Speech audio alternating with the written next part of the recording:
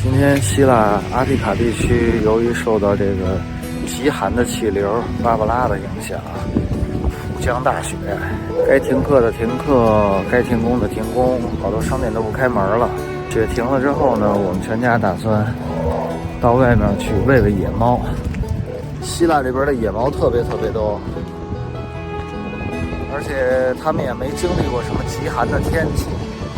据说去年下过一次雪，今年这雪也不小，所以这些养尊处优的小猫们能受得了吗？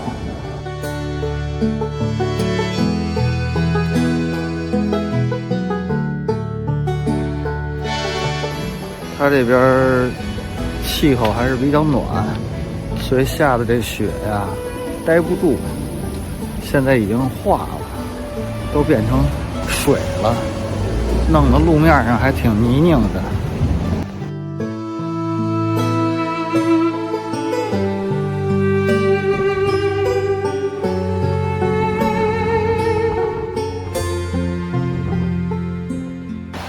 现在雪化得七七八八了，就汽车上残留的这点雪才能看出刚才真的下过雪了。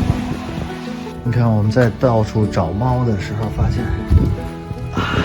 已经有人放了很多的猫粮了。这边有人是专门有一只大黑猫，很胖很胖。Hello， 警长。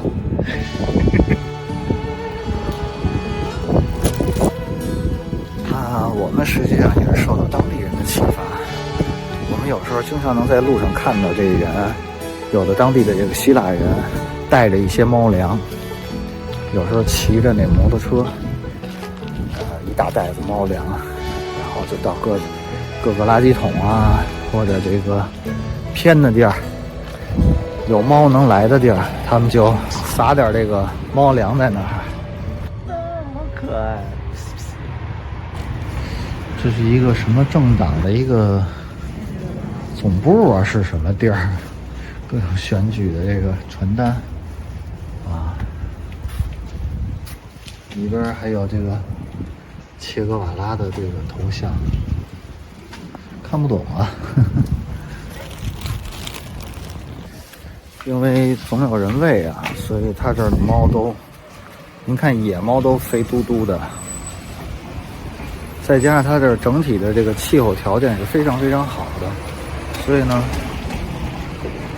猫也饿不着，气候也不错，也冻不着，也饿不着。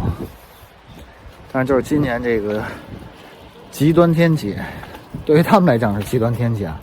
我在北京的话，这就还行，所以这小猫要是适应力不好的，或者太小的，可能就不太好过。